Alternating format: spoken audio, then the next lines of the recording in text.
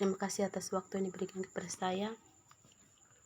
Baik, perkenalkan, nama saya Elendina Kila, NIM 1803030017, kelas A, semester 6. Baik, dalam kesempatan ini saya akan mereview buku tentang konsep kunci dalam politik sosiologi. Langsung saja, kekuatan konsep kunci dalam politik sosiologi. Gagasan bahwa politik adalah proses yang digunakan untuk memperjuangkan kekuasaan dalam masyarakat. Karya-karya Karl Marx dan Max Weber menjadi dasar klasik untuk mendefinisikan kekuasaan. Marx menetapkan bahwa struktur ekonomi seperti korporasi, pemilik modal, dan lainnya segera bos mewakili sumber kekuatan masyarakat. Bagi Marx, kekuasaan memiliki konteks ekonomi yang berakar pada hubungan di antara kelas sosial. Marx mengambil tema ini dan menawarkan salah satu sosiologi politik formal pertama, analisis kekuasaan. Pendekatan awal untuk mempelajari kekuasaan ini menawarkan salah satu perdebatan pertama dalam sosiologi politik tentang sifat hubungan masyarakat politik. Weber mengembangkan banyak pernyataan formal awal tentang kekuasaan dan politik yang mendefinisikan kekuasaan sebagai kesempatan seorang laki-laki atau sejumlah laki-laki untuk mewujudkan keinginan mereka sendiri dalam suatu tindakan sosial melawan perlawanan orang lain yang berpartisipasi dalam aksi itu.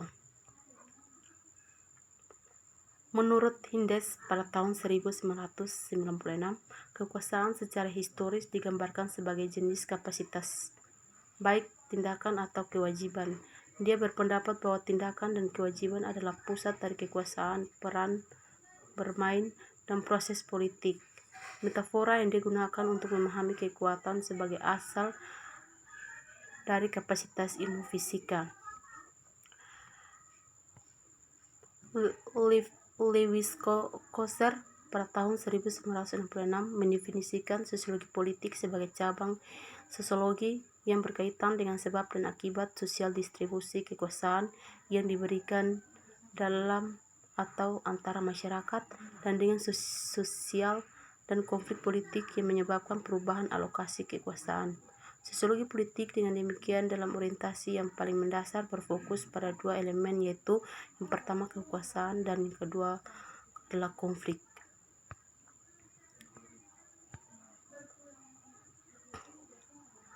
Sosiologi politik secara konsisten mempelajari bentuk-bentuk kekuasaan dan pola-pola ini interaksi sosial politik, terutama dimulai dengan karya Max Weber. Weber diluncurkan analisis sosiologi dengan mengklaim bahwa kekuasaan ada dalam dua bentuk, yaitu paksaan dan otoritas. Tiga tipologi yang telah ada pusat pekerjaan sosiologi politik. Yang pertama, kekuatan koerkif dan dominan. Yang kedua, kewenangan dan kekuasaan legitim. Yang ketiga, kekuatan bergantung. Berikut konseptualisasi kekuatan dalam sosiologi politik. Sosiologi politik secara tradisional mengatur studi tentang hubungan antara masyarakat, politik, dan kekuasaan menjadi tiga kerangka kerja, yaitu pluralis, elit manajerial, dan kelas sosial. Perspektif kerangka kerja ini mewakili pandangan yang sangat berbeda tentang bagaimana kekuasaan didistribusikan masyarakat, sebagaimana politik diatur secara sosial, dan seberapa signifikan individu, kelompok, organisasi, dan negara. Yang berikut pendekatan zaman klasik dan kontemporer.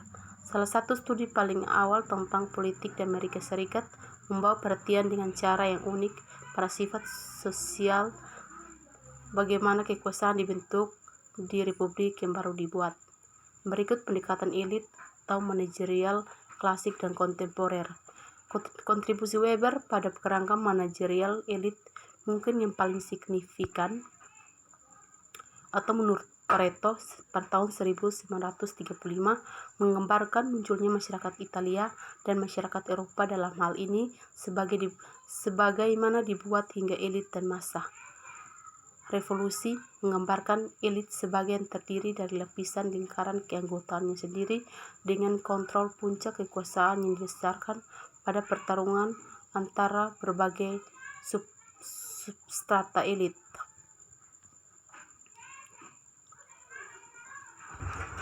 Menurut Michels pada tahun 1915 menawarkan varian keempat dalam konseptualisasi awal kerangka elit. Kontribusinya berasal dari pengamatan yang agak terkenal yang masih relevan dengan studi mengapa organisasi dan kelompok muncul dalam elit.